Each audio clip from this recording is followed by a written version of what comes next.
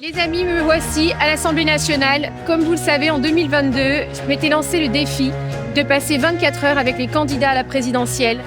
Aujourd'hui, je relève un nouveau défi, suivre plusieurs députés pendant 24 heures. Qu'est-ce qu'un député? Quel est son rôle? Comment est-il élu? Et à quoi ressemble une journée d'un député?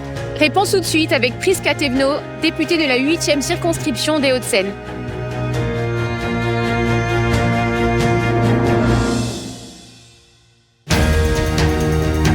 Les gars, ça commence mal, j'ai déjà pas le rythme. Ça va pas du tout. J'ai pas le rythme d'une députée.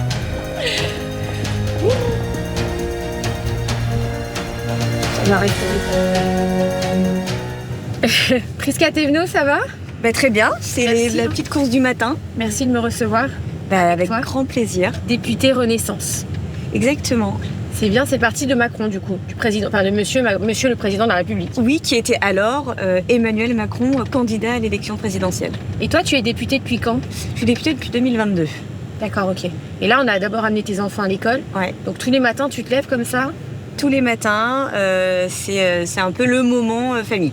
D'accord. Parce qu'en fin de journée, on ne sait jamais combien de temps je dois rester dans l'hémicycle, aller en médias, etc. Ok. Donc le moment qu'on a un peu sacralisé, qu'on a un peu privilégié, c'est le petit-déj du matin. Ouais. T'as combien d'enfants? J'en ai 2. Ah, mais là, t'en as j'en deux? ai ramené qu'un parce que le grand maintenant veut aller à l'école tout seul. Mais non.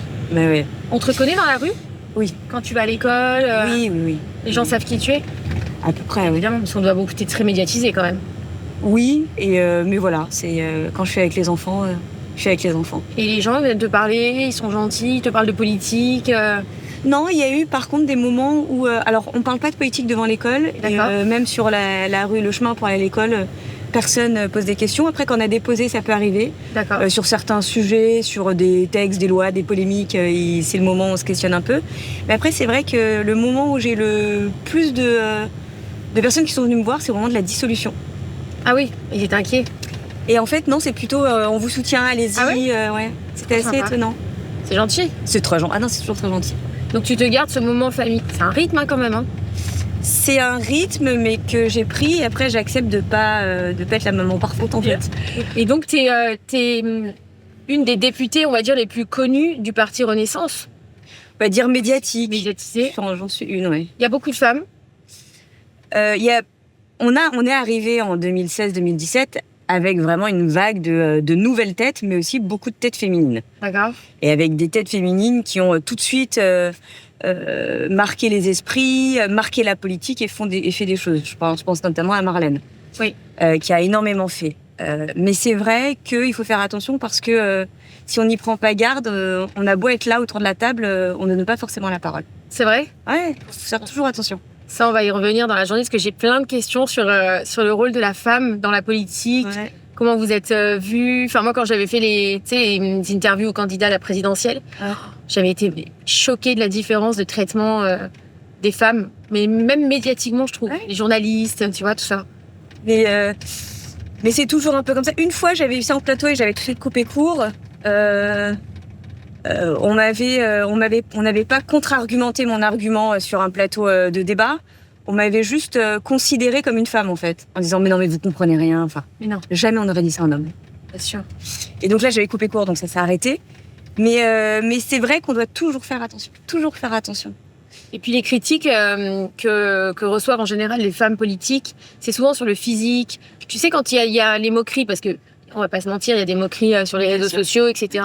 Mais les femmes, j'ai l'impression, mais on en reparlera tout à l'heure, c'est plutôt sur le physique. Enfin, ils attaquent là où. Ah ben moi, j'ai pas besoin de me peser le matin.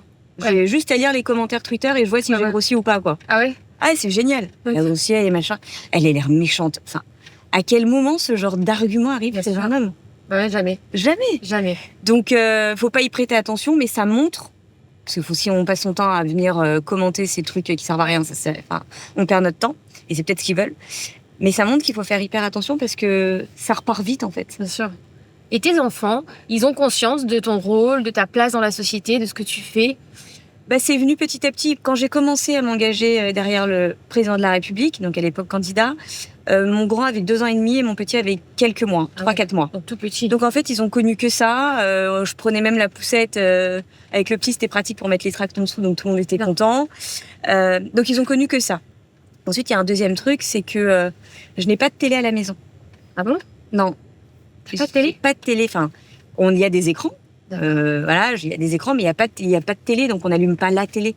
Donc en fait, ils m'ont pas vu quand je suis devenue porte-parole du mouvement, etc. Ils ont pas compris. C'est par l'école qu'ils ont compris. Parce que les copains, les copines leur disaient. Et puis après, quand ils ont commencé à comprendre, je les ai emmenés aussi de temps en temps avec moi pendant les vacances scolaires en plateau. Oui. Donc ils venaient voir ce que c'était. Et puis après, ils pouvaient rester pas très loin. Donc Ils ont quel âge? Paul a 10 ans et Basile 8 ans. D'accord. Et ensuite, à l'Assemblée, ils viennent assez souvent. Ah oui, ils viennent avec toi? Typiquement, là, mercredi demain, un mercredi sur 2 ou 3, ils viennent déjeuner avec moi. À l'Assemblée nationale? Ouais. T'imagines? Je les Tu emmène. vas manger à l'Assemblée nationale avec ta mère, c'est génial. Je les emmène. Déjà, ça permet aussi de montrer que c'est un lieu de vie, l'Assemblée nationale. Ouais, alors, ils c'est n'ont pas le droit de rentrer dans ce qu'on appelle le périmètre sacré. Ok. Là où il y a l'hémicycle, etc., ils n'ont pas le droit de rentrer. Mais je pense que c'est un lieu de vie. C'est un lieu où on doit travailler pour tout le monde. Ouais. Donc, si ça commence à être un truc emprisonné où personne ne peut rentrer. Bien sûr. Donc, non, je trouve que c'est important qu'ils viennent, ils voient ce que c'est. Et puis ça met une autre dimension aussi à l'Assemblée. C'est-à-dire que quand je croise d'autres députés qui ne sont absolument pas de mon bord politique, Ouais. même quand on se croise, ça change le climat. Oui, c'est vrai, t'as raison. Ça fait plus familial, plus Puis du coup, on va pas avoir la petite pique ou le petit machin. humain. Ouais, Salut, ça va, ouais. moi, tu sais qu'à un moment donné, j'ai eu une rupture politique et je me suis un peu réconciliée avec la politique pendant les présidentielles parce que j'ai appris et parce que ça m'a intéressée et parce que j'ai réussi à ouvrir ce dialogue, tu sais, un peu simple avec les politiques. C'est ce qui manque aujourd'hui, je pense, chez les jeunes. Il y a une vraie fracture. C'est quoi un député avec des mots simples? Un député, c'est une personne qui représente les intérêts, les alertes, les questions des habitants d'un territoire donné. D'accord. Un député, en général, c'est pas comme un maire. Il n'a pas une seule et unique ville. Il en a plusieurs. Donc moi, j'en ai 6, d'autres en ont 150. Waouh. Et en fait, on est censé représenter la voix de tous les habitants de ces villes-là. D'accord. Qu'ils aient voté pour nous ou non, bien sûr. Hein. C'est comme le principe d'un maire. Et donc nous, ce qu'on a, à la différence, par exemple, d'un maire, que c'est l'élu local le mieux connu des gens, c'est qu'on va participer à faire la loi, mais qui va bénéficier à tout le monde. D'accord. Donc quand on fait la loi, on pense bien évidemment à ce qu'on appelle notre circonscription, nos villes, mais on doit faire aussi en sorte que ça ne vienne pas pénaliser d'autres et que ce soit efficace pour d'autres villes aussi. D'accord. Donc ça, c'est notre rôle de fabriquer la loi. Et puis après, il y a un autre rôle qu'on oublie et qui est le rôle premier, c'est de contrôler l'action du gouvernement. Ah bon? Ben oui, on interroge. C'est pour ça que tous les mardis et les mercredis, le gouvernement est convoqué par la présidente de l'Assemblée nationale, Yaël Braun-Pivet, pour venir à l'Assemblée nationale et faire ce qu'on appelle les questions au gouvernement. Donc tous les mardis et les mercredis. Et oui, ils sont convoqués, ils doivent venir. Tout le gouvernement, c'est-à-dire les ministres. Le Premier ministre et les ministres. D'accord, donc Premier ministre, mardi, mercredi, convoqués. Voilà, et donc c'est pour ça qu'on les interroge. Et ils ont l'obligation de nous répondre. D'accord. Donc, ça c'est un peu franchement, le truc a été un peu changé depuis ces derniers temps parce que c'est plus devenu un truc polémique. Tu vois, chacun pose sa question pour mettre à l'amende le ministre ou le machin, etc. pour faire son buzz sur les réseaux sociaux. Mais à la base, c'est pas ça. C'était un député, tu te lèves et tu te dis, voilà, moi typiquement, je suis députée de Meudon. Je me lève et je dis, Meudon, j'ai tel sujet, tel machin, monsieur ministre, tel ministre, répondez-moi. Et alors là, le ministre se lève, me répond. Il me dit, il y a ça. Soit j'ai une réponse directe, soit il me dit, il faut qu'on y travaille un peu plus. D'accord. Il y a 3 fonctions député. Donc tu représentes les citoyens d'un territoire. C'est ça. Ok. Donc ça peut être plusieurs villes. Ensuite, tu fabriques les lois. Ouais.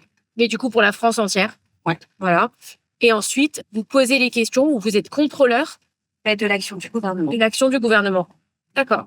Et si par exemple la réponse du ministre que tu vas interroger ne te convient pas, tu as le droit de rentrer un peu dans une sorte de débat ou pas? Alors c'est assez nouveau ça. Avant tu posais la question, le temps est réglementé. Ah d'accord, ok. Tu as 2 minutes pour poser une question et le ministre a 2 minutes pour te répondre. D'accord. Sauf le Premier ministre ou la Première ministre qui a un temps indéfini. Ah oui, ok. Oui. Donc en fait, tu peux faire 2 minutes en disant je prends 45 secondes pour poser ma question. D'accord. Et comme ça, si je pense que le ministre va pas bien répondre ou il n'a pas la réponse, etc. Et il me reste le temps des 2 minutes pour venir contre-argumenter. Mais ça dépend un peu. Oui. Mais en vrai, c'est pas un débat sans fin. Toi, tu as été élu en 2022. Oui. Donc le député, il est élu par les citoyens, comme les maires en fait. Oui. Ok, d'accord. Et combien de temps? Alors on est élu pour 5 ans. D'accord. Mais c'est vrai que récemment, on a subi ce qu'on appelle une dissolution. Alors, Donc normalement, moi j'ai été élue en 2022 et je devais pas retourner en élection en 2024, 2 ans après. bah oui. Je devais aller jusqu'à mon terme qui est 5 ans. Dissolution, c'est un pouvoir qui est permis par la Constitution et donné au président de la République de dissoudre l'Assemblée nationale et de dire en fait on repart en élection pour plein de raisons possibles. Ça ne fonctionne pas, je veux réinterroger les Français parce qu'il s'est passé quelque chose, etc. Et donc là, d'un seul coup, l'Assemblée nationale, tout le monde perd sa fonction, tout le monde perd son écharpe d'un coup. Ok. Et en fait, on repart tous en élection. D'accord. Et donc là, on est à partir de 2024 réélu pour 5 ans. Sachant que le président de la République ne peut pas dissoudre tous les mois, entre guillemets. Ok. Il doit attendre 1 an Ok. pour pouvoir, s'il veut, le refaire. Mais on a vu ce que ça avait aussi créé et je suis pas sûre que l'intérêt, ce soit de redissoudre. Oui, parce que ça avait fait un... C'était... Ça a été dur pour beaucoup de gens. Ouais. Ça a été dur, honnêtement. Je parle même pas pour les députés. L'enjeu, c'est personne nous a forcé à nous engager. Donc, tu vas pas m'entendre me plaindre dans la journée. Ça, c'est pas mon truc. Si je suis pas contente, je fais autre chose et je retourne dans le privé. Ouais. En revanche, quand je dis que ça a été dur pour beaucoup de Françaises et Français. Bon. Et là, alors, on va où là? Alors, là, vous avez le Palais Bourbon. Ok. Donc là, il y a l'hémicycle là et moi, j'ai mon bureau ici. On va aller poser mes affaires et après, on va aller dans un autre bâtiment de l'Assemblée nationale. D'accord. Qui est juste à côté, 2 minutes à pied, Ok. où j'ai un groupe de travail sur l'immigration. Ok. Donc là, on rentre dans l'Assemblée nationale. Donc là, effectivement, on a le palais qui est là. On va rentrer dans l'Assemblée nationale. Tout le monde peut rentrer? Alors, tout le monde peut rentrer. Il faut être inscrit pour pouvoir rentrer quand t'es pas député. D'accord. Parce qu'il y a des contrôles et c'est tout à fait normal. Hein. Oui, c'est sécurisé. Mais une fois que t'es inscrit et voilà, tu montes ta pièce d'identité et tu rentres.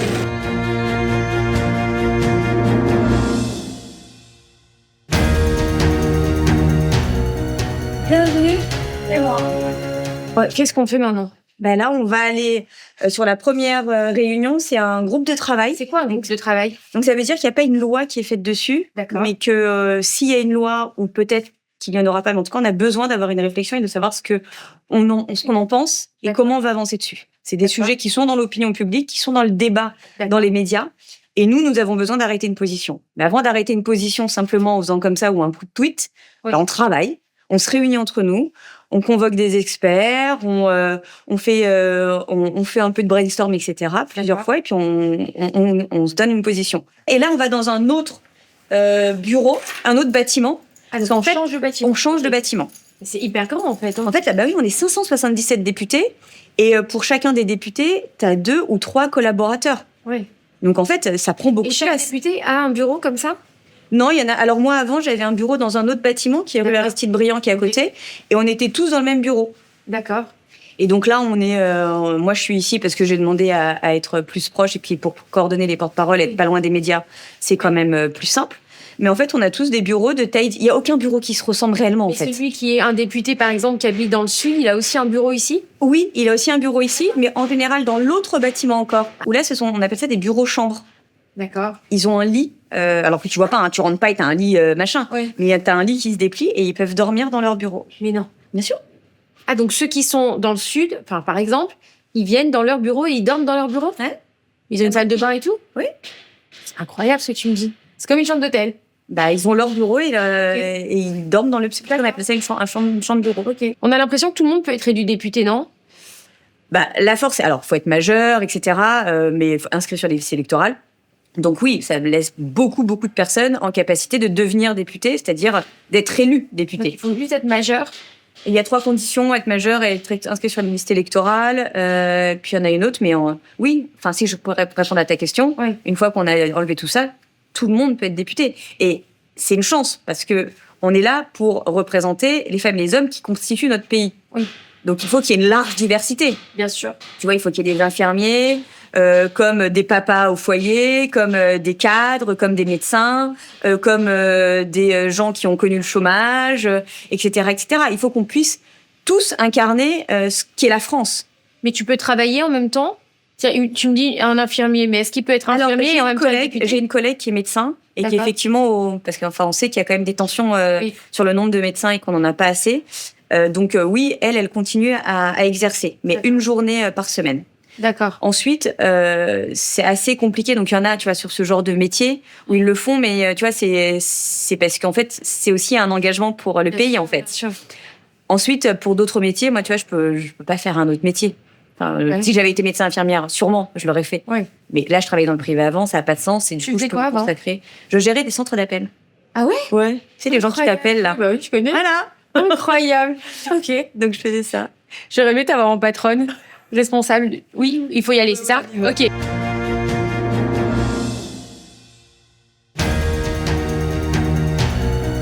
Bonjour. On va travailler sur le sujet de l'immigration.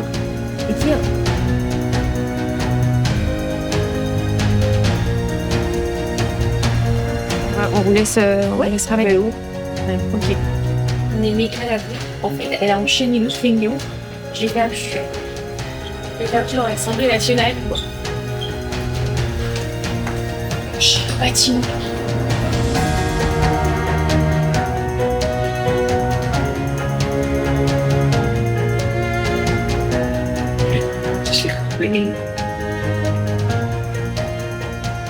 Voilà, on sort de réunion de groupe. Mais on t'attendait. Ouais, désolé, Ça s'est bien passé. Non, mais c'est pas pour ça. C'est parce qu'on t'attendait comme un joueur. On aurait dit qu'on attendait un joueur de foot dans les couloirs. Mais ça dure toujours très longtemps et puis on se met pas d'horaire de fin. Ouais. Pour pouvoir aborder tous les sujets. Et là, en plus, on avait le Premier ministre avec nous. Parce qu'on avait une chance, donc on a pu... Mais on l'a croisé. Les sujets. Ah bah voilà. Ah, j'étais très heureuse. Et donc, j'en profite parce que je sors de réunion de groupe avec une collègue du même groupe, donc que moi, petite, mais qui est questeur. Et je suis pas sûre que tout le monde comprenne bien ce que c'est. Ouais. Bonjour.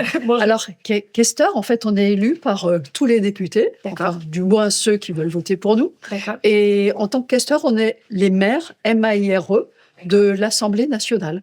Donc, on n'est pas maire d'une commune, mais maire de l'Assemblée nationale, parce qu'on s'occupe des finances. Ah, c'est très important, hein, voilà. On s'occupe du personnel, toutes les équipes de l'Assemblée nationale. C'est nous qui recrutons et qui veillons à ce que les conditions de travail soient bonnes. D'accord. Et puis, c'est nous également qui faisons tous les travaux qui sont nécessaires à l'Assemblée nationale, parce qu'on est dans des bâtiments anciens, des superbes bâtiments. Ils sont magnifiques. Mais ils sont très, très beaux, mais il faut faire des travaux. Et puis, il y a un dernier point qui pour moi est très important.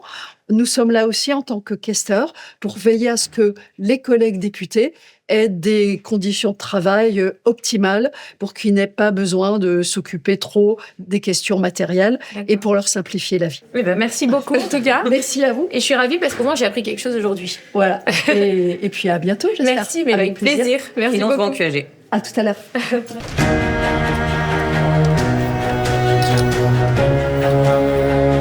Donc là, on va où?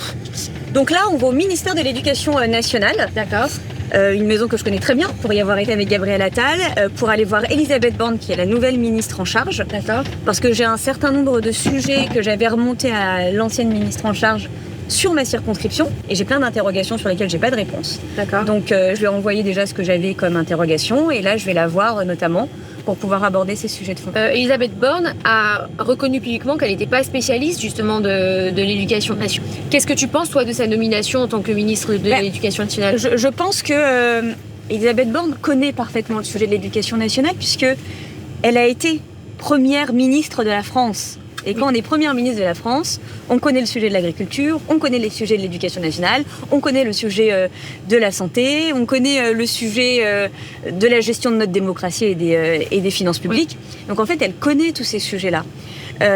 Maintenant, je pense que l'enjeu, c'est pas tant de connaître son CV par cœur, et qu'on connaît tous d'ailleurs, c'est plutôt maintenant de mener une politique publique. C'est un beau CV. Oui, c'est pour ça. Je pense que Elisabeth Borne n'a pas besoin de se justifier sur ses compétences et ses connaissances. Tu as été membre du gouvernement d'Elisabeth Borne et tu étais secrétaire d'État à la jeunesse et au service national universel. Ouais. Est-ce qu'à ce moment-là, tu étais encore députée aussi ou pas? Non. En fait, dès l'instant où tu es nommé au gouvernement, secrétaire d'État, ministre délégué, ministre, tu n'es plus député. D'accord. Tu peux pas être et au gouvernement et député. Oui, parce que du coup, vous êtes contrôleur des... Exact. Je te comprends. Et voilà. Tu vois, quand tu m'expliques tout, je comprends. Et donc, c'est pour ça qu'en fait, on est en binôme. Donc, dès l'instant où moi, je suis montée au gouvernement, ma suppléante est devenue députée. D'accord. Et quand je tombe du gouvernement, je ne suis plus ministre, ma suppléante n'est plus députée. D'accord. Donc là, on est à l'éducation nationale. Ouais, c'est là où je suis rentrée la première fois avec Gabriel Attal en tant que ministre. Waouh. Par cette porte-là. T'en as un bon souvenir? Ah ouais, c'était génial. C'est vrai? Ouais, on a vraiment, c'est vraiment bien. On a bien travaillé ensemble. On avait une grande liberté de la part de la première ministre, qui était Elisabeth Borne à l'époque, c'est vrai. et du président de la République, parce qu'on sait que l'école, c'est quand même un sujet que le président de la République a à cœur. Donc non, et puis travailler, enfin, c'est un secret pour personne. Je m'entends très bien avec Gabriel, donc travailler avec Gabriel au quotidien, c'est fluide. C'est fluide. Je vous abandonne. Ok. Et on se retrouve Tu à me l'Assemblée. raconteras, alors? Oui, je vous débriefe même. Et à tout à l'heure.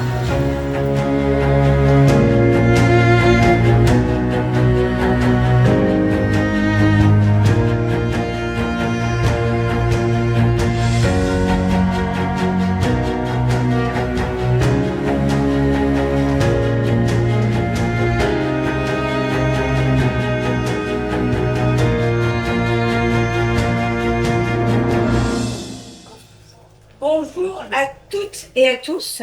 C'est un grand plaisir de vous retrouver aujourd'hui ici pour cette première conférence de presse de la vie du groupe parlementaire menée par Gabriel Attal pour le groupe Ensemble pour la République.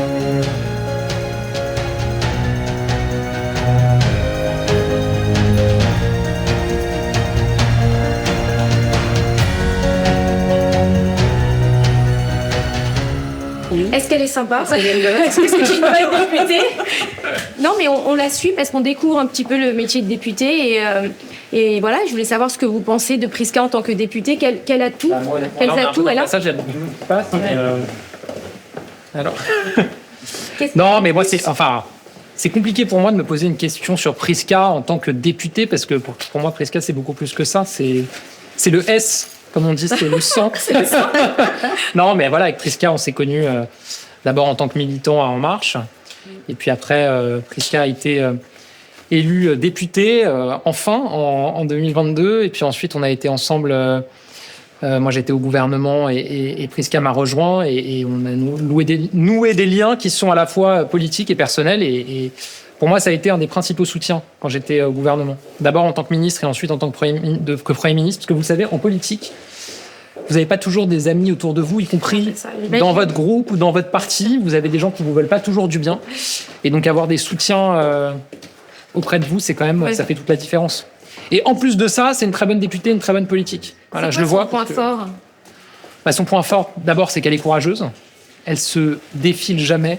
Elle n'a jamais peur de défendre ses convictions, de défendre nos idées et nos valeurs, que ce soit sur un plateau de télévision ou face à des interlocuteurs qui ne sont pas évidents. Ça, c'est d'abord le courage. Elle a des convictions. Voilà, c'est quelqu'un qui a un parcours aussi qui force l'admiration et elle croit vraiment dans notre République, dans ce que ça permet, ce que ça promet aussi pour beaucoup de personnes et pour les Français. Et donc voilà, je pense que c'est important d'avoir tout type de profil à l'Assemblée nationale. Donc voilà, on a fait beaucoup de combats ensemble. D'ailleurs, je vous invite à regarder dans son bureau la photo. Voilà. On va oser la prendre en photo, mais Ah bah il faut. C'est des gens sur les réseaux sociaux qu'on connaît même pas. Qui ont vu qu'on était. En fait, ils ont vu qu'on était voilà un binôme, un duo. Et donc ils ont fait cette image de Star Wars avec. Et en plus, je suis fan de Star Wars. C'est vrai? Bah oui, quand j'ai démissionné de ma fonction de Premier ministre, mon gouvernement à l'époque, les ministres se sont cotisés et ils m'ont offert une affiche de Star Wars. Ouais. Ah oui, donc. Et donc. Vous avez vraiment une relation particulière, comme elle nous disait tout à l'heure. D'ailleurs, plus que le professionnel, vous êtes vraiment amis. Vous avez une confiance l'un et l'autre. Totalement. Et je peux vous dire que c'est précieux, encore une fois, en politique, parce que, voilà, en politique, il y a beaucoup de crocodiles partout. Et donc, pour traverser la rivière, c'est quand même bien d'être à plusieurs. On vient de croiser Gabriel Attal. C'était extraordinaire. D'ailleurs, Prisca Thévenot vient de partir avec lui pour faire un débrief de sa conférence de presse. Et ensuite, elle va immédiatement dans l'hémicycle pour les questions au gouvernement. On y va.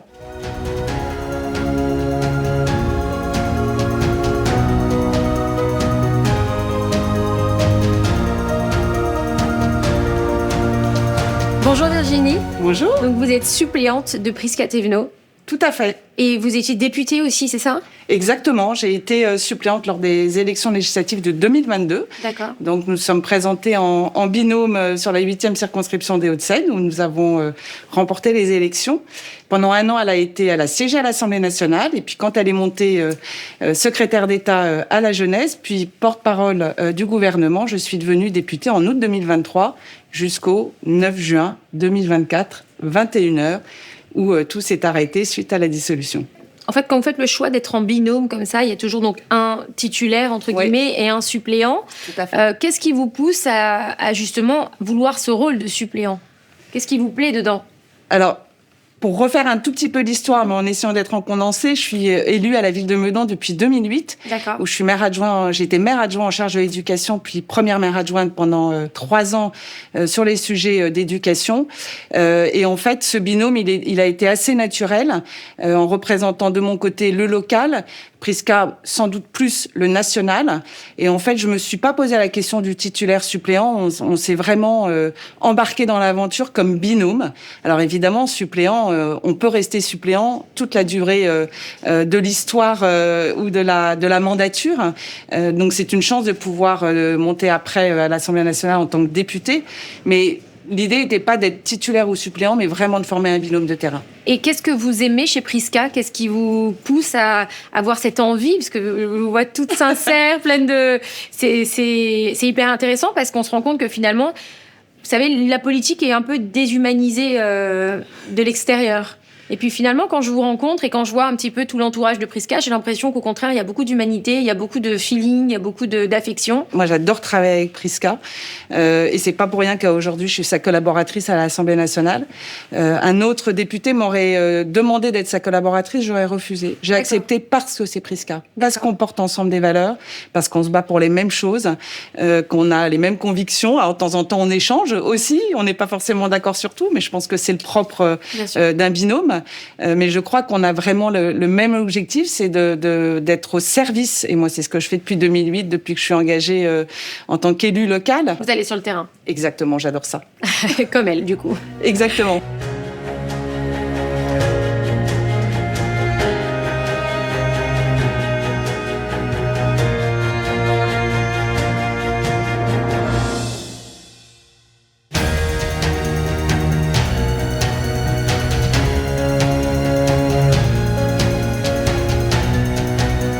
On t'a vu du coup faire cette conférence de presse devant tous ces journalistes avec 3 autres députés pour annoncer du coup, si j'ai bien compris, les prochaines réunions de travail, ce que tu m'avais expliqué tout à l'heure. Mais tu as un truc en plus, toi, que les autres députés. Donc tu parles, tu es porte-parole quand même des... Alors en fait, je suis effectivement porte-parole, mais surtout je coordonne les porte-paroles du groupe Ensemble pour la République. Il y a 6 porte-paroles. Et donc moi, c'est pour ça que tout à l'heure, je suis revenue vite et on n'a pas pu se voir pour voir justement les porte-paroles avant, pour qu'on se briefe sur les passages médias, sur l'organisation des médias et des messages à passer pour la semaine et les jours à venir. Là, ce qu'on a fait, c'est une conférence de presse que tous les groupes politiques font le mardi pour nous expliquer en fait, quelles sont les actions qu'on va mener au cours de cette année. Je n'étais pas entourée sur le podium par les porte-paroles qui, eux, étaient dans la salle avec les journalistes. D'accord. J'étais entourée des vice-présidents du groupe Ensemble pour la République qui portent les dossiers sur lesquels on a annoncé qu'on travaillait. Qui sont députés aussi. Qui sont députés aussi. Après la conférence de presse, on t'a vu partir en courant comme ça. Tu partais où? Ouais, alors en fait, après la conférence de presse, il était 15h. Donc à 15h, le mardi, à l'Assemblée nationale, tout le monde le sait, c'est le temps des questions au gouvernement. Donc normalement, je dois vite partir dans l'hémicycle pour aller à cette séance de questions au gouvernement. Mais comme je venais de finir ma conférence de presse, par défaut, j'avais besoin, moi à titre perso, d'aller voir Gabriel Attal pour lui raconter, lui débriefer la conférence de presse. Et c'est pour ça que ça s'est plutôt bien passé. Il est arrivé, on s'est croisés dans le fameux couloir. Mais ensuite, après, je l'ai embrayé, je l'ai suivi pour aller dans l'hémicycle et donc assister aux questions au gouvernement où les députés interrogent et contrôlent l'action du gouvernement et le gouvernement répond. Alors, qu'est-ce qu'on fait maintenant? Et donc là, on va aller en délégation aux droits des femmes. Waouh, ok. C'est un groupe de travail transpartisan où toutes les familles politiques sont présentes. D'accord. Qui se passe plutôt bien en général parce qu'on travaille sur le fond et on ne fait pas des polémiques. Avec un rapport qui a été fait sur la notion de consentement dans la définition du viol. C'est un travail qui est extrêmement attendu, bien évidemment, par l'ensemble des parlementaires qui ont travaillé dessus, mais bien évidemment aussi avec l'actualité politique et médiatique qui nous a occupés et sociale par les femmes et les hommes de notre pays. D'accord, ok. Très intéressant. Alors, je te suis. Allez.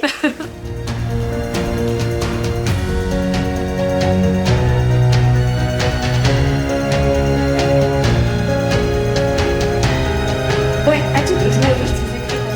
Bonne réunion. Discretos. Je botte. J'arrive, en fait, je suis partie dans l'hémicycle assez rapidement. Mais il y a eu un problème. Parce qu'il y a eu un problème, ce qui arrive souvent. Comme il y avait des questions qui étaient posées, j'ai vite filé dans l'hémicycle pour aider sur une position de vote de mon groupe parlementaire. Incroyable. Et là, tu repars en cours. Et donc là, je repars. Incroyable. Ok, on t'attend.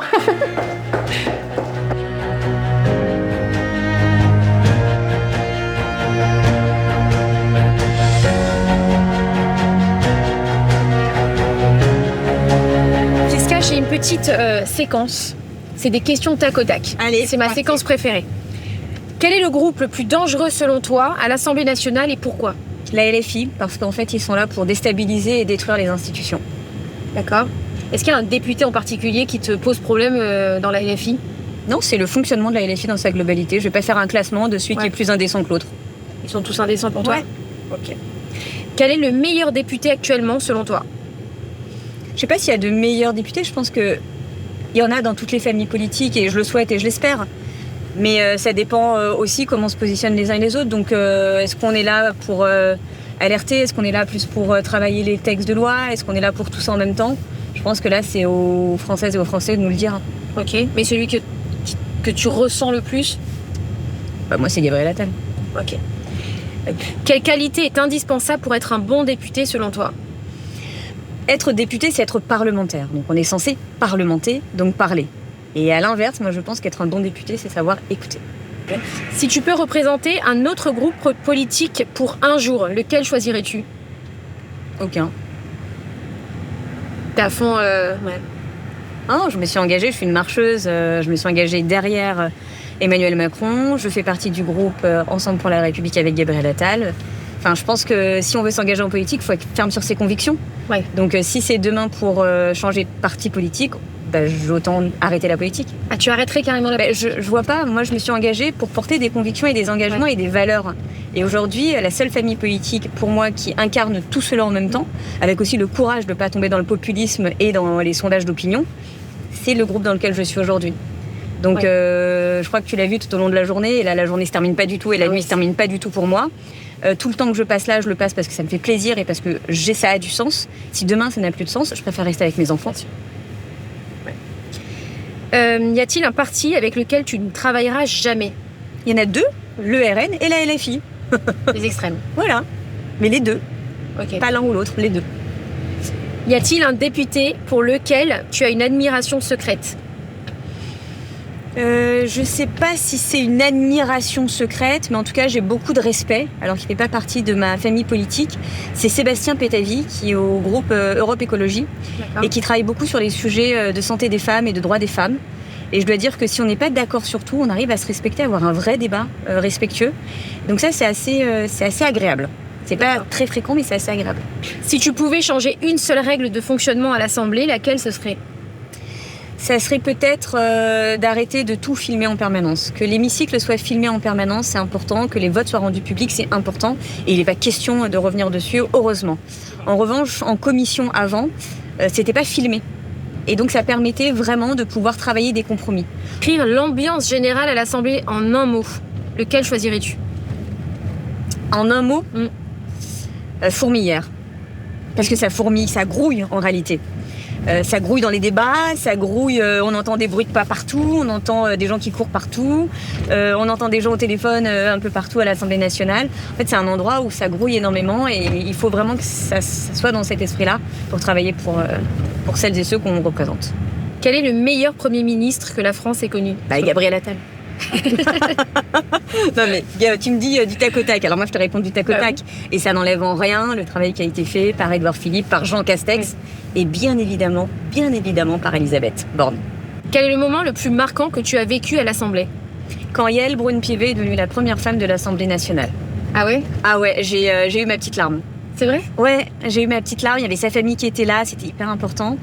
Et de se dire qu'on a réussi à assister enfin à faire que les femmes aussi accèdent au perchoir de l'Assemblée nationale. Je dois dire que j'ai eu ma petite larme quand elle est montée. Et d'en parler là, ça me refait encore un petit truc. C'est vrai? Ouais, c'est fort. Quel est le plus grand défi pour le gouvernement actuel? De ne pas se faire censurer. On va dire la vérité. Je pensais que la censure c'était vraiment une menace brandie, etc. parce qu'on voit tout ce que ça peut avoir pour notre pays dans un moment où nous sommes attaqués, à l'intérieur et à l'extérieur, et de venir mettre comme ça en difficulté son propre pays, dans le contexte qu'on connaît, je suis désolée, mais je comprends pas. Ouais. Et donc là, la vraie menace qui pèse, entre guillemets, sur le gouvernement et sur la stabilité du pays, c'est que le gouvernement doit rester. Tu comprends qu'il y ait beaucoup de jeunes et de moins jeunes en rupture politique? Bien sûr. Je comprends qu'il y ait de plus en plus de gens qui se disent mais que font-ils? On comprend rien. À quoi ils jouent? Ils s'envoient des clashs et des anathèmes toute la journée, des petites phrases et des machins parce que ça fait buzzer, ça fait plaisir. Je le comprends et c'est pour ça que là, on est dans cette démarche-là aussi, à aller faire des médias pour expliquer et raconter ce qui se passe, mais pas aller faire des médias simplement pour envoyer la petite phrase qui fait plaisir. Je l'ai fait, c'est un moment, je le dis franchement. C'est vrai? Ben oui, la petite phrase qui va bien, ça punch, machin, etc. Je vais pas commencer à dire que je suis irréprochable, c'est pas vrai. Mais j'en suis revenue. Parce qu'au bout d'un moment, ouais, ça fait des likes, ça fait des vues, c'est machin. Mais le message passé derrière, il est lequel? Le message politique derrière. Que je suis contre la LFI et contre le RN. C'est bon, je pense que tout le monde le sait. Ouais. Donc je pense que nous aussi, et je prends ma part pleinement dedans, on doit un peu changer de façon d'amener le débat politique. Est-ce que tu penses que les hommes politiques et les femmes politiques sont quelque part un peu des influenceurs? On influence, oui, dans le champ politique, au regard de notre idéologie et de ce qu'on pense. Maintenant, attention à ne pas devenir des influenceurs comme la télé-réalité. C'est ça, le petit biais encore. Oui. On a une part d'influence, oui, et c'est ce qu'on veut. On veut influencer sur un texte de loi, on veut influencer sur une politique publique, bien évidemment. Et toi, tu penses que quand, justement, il y a des hommes ou des femmes politiques qui dévient un petit peu, justement, avec ces... Quand tu parles de clash, de buzz, c'est que ça arrive à un côté influenceur pour sa propre pas dans personne. La bonne influence. Exactement. En fait, tu as l'influence au premier sens du terme pour influencer une idée politique, une politique publique, mais certains voient ça comme influenceur pour se faire buzzer soi-même. Mais on ne fait pas de la politique pour soi-même. C'est aussi la force des réseaux sociaux qui leur permet à certains d'exister. Mais tu vois, tu peux exister sur les réseaux sociaux. Moi, je suis pas pour les pointer du doigt en permanence. Il faut les encadrer, les cadrer, et que ce soit pas le Far West, quoi. Bien sûr. Et une fois qu'on a dit ça, les réseaux sociaux peuvent nous permettre aussi d'influencer certaines idées. Mais des idées, des combats politiques, des idéaux, des valeurs. La France. Ouais. Mais moi et moi-même, stop quoi. Enfin, ça pose même un problème de... C'est bon, j'ai pas besoin de gagner une part de confiance en moi au travers des réseaux sociaux. Oui. C'est l'enjeu. Pourquoi aujourd'hui on observe une montée des extrêmes selon toi? Est-ce que c'est à cause d'Emmanuel Macron? Trop facile de dire ça, je pense. Et puis c'est un peu se déresponsabiliser que de dire ça. Moi, je pense qu'au contraire, Emmanuel Macron, c'est celui qui a permis et qui a fait en sorte que Marine Le Pen n'accède pas à l'Élysée 2 fois de suite. Aucun autre candidat y arrive au second tour, sauf erreur de ma part. Donc moi, je pense que le vrai sujet qu'on a face aux extrêmes, c'est que aujourd'hui, il faut qu'on remette réellement le débat politique sur la place publique, mais un vrai débat de fond, et qu'on accepte d'avoir ce débat de fond. Et ensuite, qu'on entende que eh bien, il peut y avoir des choses à améliorer sur certaines politiques publiques qui font que des femmes et des hommes dans notre pays se trouvent en grande souffrance. Et je pense que c'est ça auquel il faut qu'on réponde. Mais simplement dire c'est la faute à, ça fait peut-être du bien, ça sert à rien. Ouais. Est-ce que tu comprends la colère des Français? Mais oui, je la comprends pas, je l'entends. Là, tu vois, on va aller à Boulogne pour soutenir une candidate de ma famille politique, mais on n'y va pas simplement pour soutenir, pour écouter, pour entendre aussi. C'est pour ça que moi, tous les dimanches aussi, je suis sur ma circonscription ou alors dans d'autres territoires aussi pour soutenir. Et que c'est pour être directement en contact et vraiment pouvoir entendre tout ce qui se dit. Et au-delà des petits effets de manche, des punchs et des machins, le vrai discours, la vraie politique. Et il y a un autre sujet aussi que je fais, c'est que tous mes réseaux sociaux, je les gère moi-même.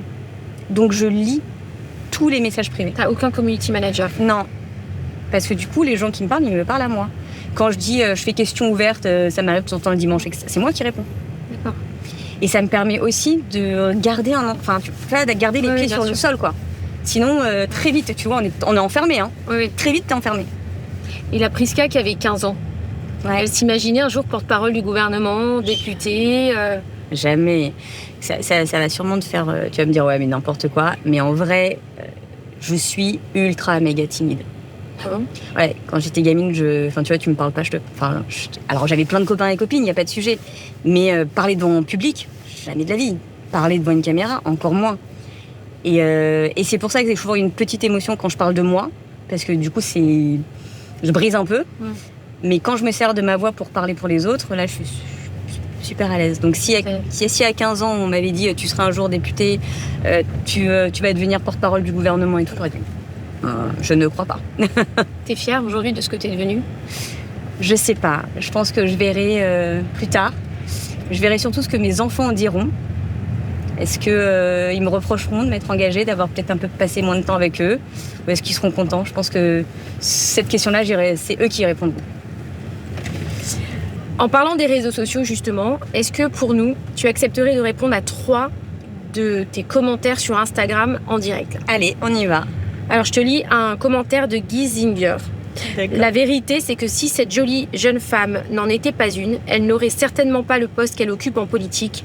On sait tous bien que ce ne sont pas vos compétences exceptionnelles ni votre travail acharné qui vous a permis d'arriver à votre place, madame.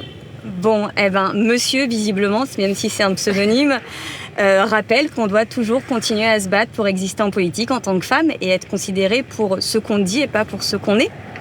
Donc, je vais continuer, monsieur, à m'engager en politique pour empêcher ce genre de propos de se répandre encore et toujours. Parce que, voilà, c'est ce qu'on disait ce matin d'ailleurs. Ouais, et j'espère que ce monsieur regardera cette vidéo et verra le rythme de travail que tu as, de te lever, amener les enfants, c'est d'enchaîner, de ne pas arrêter. Je ne sais pas comment tu trouves cette force. En tout cas, moi, je suis épatée. Ensuite, Nicolas Favre Wildlife. Comment livrer le pays à l'extrême droite en 2 mandats? Bravo les champions. Ben non, justement, on a fait barrage à l'extrême droite à 2 reprises au présidentiel. Ensuite, il est vrai que l'extrême droite continue à monter. Ça fait maintenant plus de 50 ans que l'extrême droite monte dans notre pays, aussi bien sur l'étiquette FN que maintenant RN. Et il y a une réalité, moi je ne vais pas commencer à dire c'est la faute à c'est la machin. Il faut qu'on réponde réellement aux problématiques des Françaises et des Français. Parce que c'est quand on est dans la détresse, quand on est dans la peine, quand on est dans la souffrance, qu'on a tendance à se réfugier à l'extrême droite. Donc on a fait un certain nombre de choses, mais il y a encore beaucoup à faire. Et c'est pour ça que sur ça, il faut qu'on s'étende aussi, qu'on ouvre aussi nos horizons et qu'on ne réfléchisse plus comme avant l'ancienne majorité uniquement. Tu penses qu'il y a eu beaucoup de bluffs ces dernières années de la part justement des hommes politiques ou des femmes politiques dans leurs actions? Moi, ce que je pense, c'est que le RN a une facilité quand même, c'est d'être une girouette en politique. Eux, ils regardent l'opinion publique, ils regardent les sondages et puis ils sortent un sujet au regard des sondages. Franchement, c'est facile, hein. Tout le monde peut faire ça. Mais du coup, d'une, ça veut dire qu'ils n'ont pas de colonne vertébrale. Et de 2, en fait, comment on peut avoir confiance en quelqu'un qui n'a pas de conviction? Ça veut dire demain, il est au pouvoir, il fait quoi? Ça fait un peu peur. Donc, c'est à nous, dedans, de remettre un peu du bon sens dans la politique qu'on mène. Et le dernier, alors, pardon pour le pseudo, mais tu connais les réseaux sociaux, tu sais que Crassou23. D'accord. Belle représentation des partis qui nous mènent à la faillite financière et morale depuis des lustres. Et laisser faire Retailleau, lui, c'est un vrai ministre, pas une potiche. Ok, donc il y a beaucoup de choses dedans. J'ai entendu sur les enjeux financiers, etc. Je ne sais pas si ce même monsieur ou cette même dame aurait été pour qu'on arrête les aides et l'accompagnement des Françaises et des Français pendant la Covid. Est-ce qu'il aurait été pour qu'on arrête les aides et l'accompagnement des Français pendant l'inflation? Parce qu'en vrai, c'est important dans notre pays qu'on puisse être là pour aider quand on en a besoin. Enfin, en tout cas, c'est la vision que j'ai. Et ensuite, dire quand c'est un peu moins le cas, on doit effectivement réduire un peu la voilure. Et c'est ce qu'on est en train de faire. Mais discréditer comme ça une politique publique, je suis pas sûre que ce soit très pertinent. En plus, monsieur Retailleau, si vraiment on était si nul que ça et qu'il était si bien, il ne nous aurait pas rejoint au sein du gouvernement. Et je ne crois pas que monsieur Retailleau soit un monsieur qui n'ait pas de conviction et de valeur. Donc voilà, je pense que c'est de la haine un peu gratuite qui ne veut pas dire grand-chose, surtout quand on explique qu'on est nul, que monsieur Retailleau est bien et qu'en fait maintenant monsieur Retailleau et nous, on est ensemble. Mais t'étais pas en très bon terme avec Retailleau. Non, il y a des trucs, moi je le dis comme je pense, il y a des trucs sur lesquels je suis pas d'accord avec lui. Mais je le dis. Ouais. Pour autant, c'est un homme de conviction et de valeur qui sait où il va et qui, pour le coup, lui, fait pas languille, quoi. Donc il y a plein de sujets sur lesquels je suis d'accord avec lui, mais quand je suis pas d'accord, je le dis. Je pense qu'on n'a pas besoin de confondre immigration irrégulière et immigration régulière. Je pense qu'on n'a pas besoin de dire, comme ça dans notre pays, que l'immigration, sans spécifier laquelle, est une malchance. Ça heurte et ça fait mal et ça blesse et ça n'apporte pas de solution. Donc une fois que j'ai dit ça, c'est plutôt agréable parce qu'on arrive à se parler, on arrive à débattre. Et moi, c'est un des ministres, pour le coup, avec qui je travaille très bien en tant que parlementaire. D'accord. Iska, en avril 2024, tu as été également au cœur d'une polémique. Plusieurs membres de ton cabinet ont démissionné. Ils ont dénoncé de l'harcèlement moral, des humiliations répétées ou encore du chantage affectif de ta part. Tu n'as jamais vraiment réagi à ces accusations. Ça a été une période douloureuse pour toi? Oui, ça a été très douloureux parce qu'en fait, j'ai été la victime accusée d'être coupable. Et que je ne pouvais pas répondre, puisqu'à cette période-là, j'étais porte-parole du gouvernement et que quand je parlais, je m'exprimais au nom du gouvernement et pas à titre personnel. Et qu'on sait très bien que sur ce genre de choses, on remet une pièce et ça part en bobine en permanence. Si je devais changer un truc sur ce point-là, c'est que j'aurais pas dû faire confiance à la personne qui m'a recommandé ce groupe de personnes qui est venu effectivement dans le cabinet. Et je dois dire qu'après, j'ai été effectivement assez chanceuse parce que j'ai été entourée par des gens que j'avais choisis moi-même et pas qui m'avaient été recommandés. Et ça s'est extrêmement bien passé. D'ailleurs, une partie aujourd'hui avec moi à l'Assemblée nationale. Qu'on a vu. Ouais, qu'on a vu. Mais ça a été aidé toute la journée. Ouais, mais ça a été blessant parce que on peut pas se défendre. Oui. Et qui savent très bien que taper sur une ministre, ça fera le buzz et que de toute façon, elle sera vue comme la méchante, quoi qu'il arrive, quoi qu'on dise. Ce qui est vrai, c'est que je n'étais pas la première des ministres à subir cela de la part de ces mêmes personnes-là. Merci en tout cas d'avoir accepté de répondre à toutes nos questions, sans filtre, Oui, sans aucune censure du coup. Oui. Tu nous as, je tiens à le dire parce que moi, mes interviews, elles sont très bienveillantes, mais tu m'as pas demandé de couper quoi que ce soit, c'était très naturel. Et là, on va donc tracter à Boulogne pour aider donc une députée, une candidate. Oui. D'accord. Comment ça se fait qu'elle est candidate aujourd'hui alors que parce qu'en fait, période d'élection là? En fait, s'il y a des élections partielles, soit parce que les élections ont été annulées, soit parce que l'ancien député a pris des fonctions autres qui font que l'élection s'annule. Ok. Donc là, c'est ce qu'on va faire. Et donc là, je le fais en général sur la pause parlementaire, parce que là, il y aura la pause à l'Assemblée nationale. D'accord. Ça me permet de faire ça, ensuite de filer voir Miloulou à la maison et de pouvoir reprendre la séance après à partir de 21h30.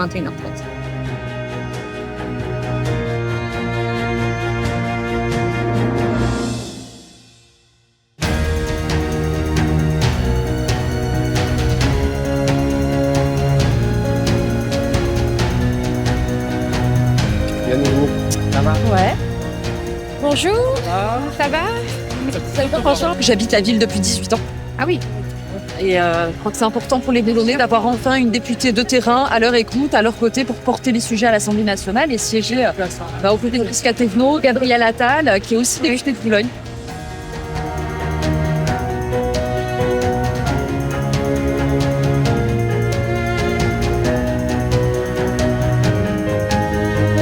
Ambroise Méjean, on s'était vu pendant mes interviews au candidat à la présidentielle. Exactement. Parce que tu es le représentant de la jeunesse des jeunes Macron. Oui, c'est ça. Je suis président de Jeunes avec Macron et on avait fait des croisés pendant la campagne présidentielle au meeting à Et Marseille. là, on se retrouve quelques années après. Ce soir, à Boulogne, on tracte pour Lauriane Rossi, notre candidate, qui est une T'arrêtes jamais. Jamais. Mais toi non plus. Non. On peut jamais s'arrêter. Même quand les gens ne sont pas toujours d'accord avec nous, il faut continuer à les convaincre. Exactement. Voilà. On a un peu d'amitié, toi et moi. Il faut dire merde aux haters aussi, surtout. Surtout. Voilà. Mais ça, je leur ai déjà dit maintenant, Voilà. du coup, j'avance.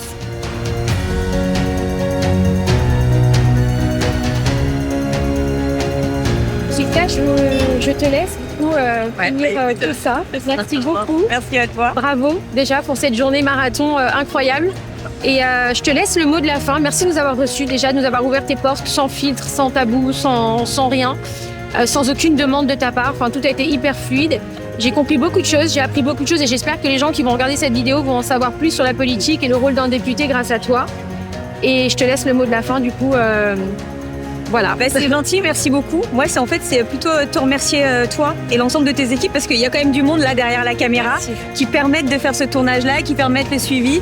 Je vous ai fait un peu courir et je m'en excuse, mais je pense que c'est important que vous puissiez tout voir. Et quand je devais sortir vite de commission, revenir, aller dans l'hémicycle, venir ici avec les militants, puis après je vais repartir à l'Assemblée nationale, je pense que c'est important.